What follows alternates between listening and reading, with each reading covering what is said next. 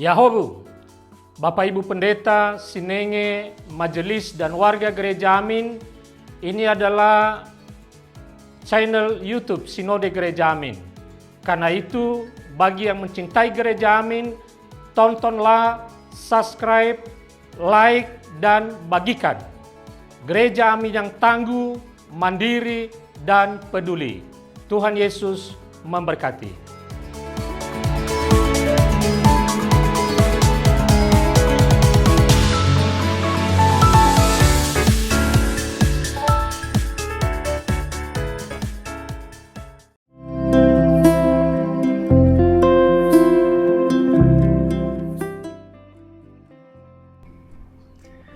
Hai teens, jumpa kembali dalam acara TFC.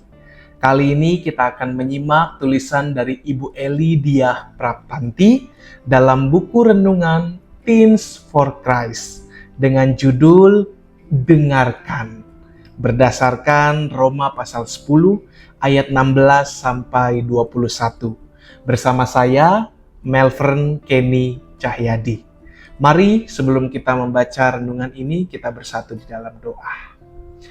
Tuhan, kami bersyukur jikalau Tuhan boleh kembali memberi kesempatan kami untuk mendengarkan sabda-Mu. Bantulah kami, kiranya hati dan pikiran kami Engkau kuasai sehingga kami mampu untuk menerima dan merasakan hadirat Tuhan. Demi Kristus kami berdoa. Amin.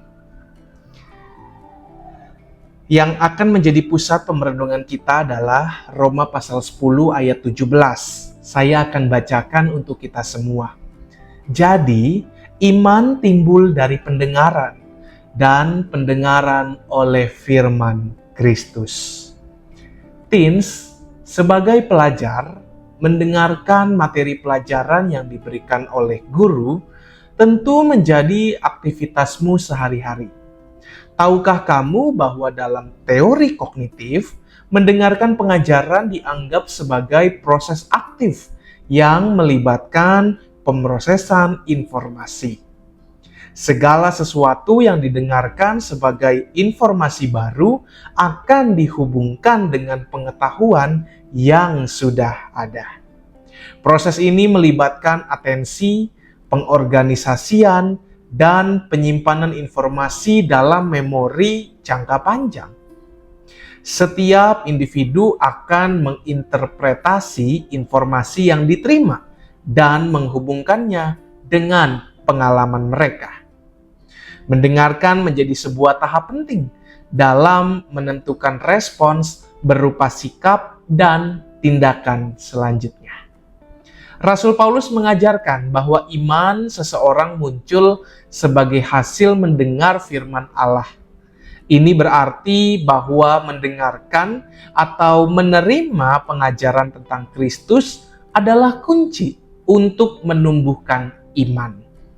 Tanpa pemberitaan firman, orang tidak akan bisa mendengar dan sebagai akibatnya tidak bisa percaya kepada Kristus. Frasa oleh firman Kristus menunjukkan bahwa iman sejati hanya bisa tumbuh dari kebenaran yang bersumber dari Kristus. Artinya, pengajaran atau khotbah yang tidak berakar pada Kristus tidak akan menumbuhkan iman yang sejati. Melalui penjelasannya, Paulus mengingatkan tentang pentingnya mendengar firman Allah bagi pertumbuhan iman orang percaya. Teens, mendengarkan firman Allah tidak hanya bisa dilakukan saat mendengarkan khotbah di gereja pada hari Minggu. Mendengarkan firman Allah bisa kamu lakukan kapan saja dan di mana saja. Bersaat teduh di rumah pun dapat membuatmu mendengar firman Allah. Mendengarkan nyanyian rohani juga dapat memberikan kekuatan iman di saat kita membutuhkannya. Dengarkanlah selalu firman-Nya agar imanmu terus bertumbuh. Mari kita berdoa. Ya Allah yang Maha Kasih, kami bersyukur jikalau kami kembali diingatkan untuk setia merasakan setiap pendengaran kami, merasakan setiap hal yang baik dalam kehidupan kami.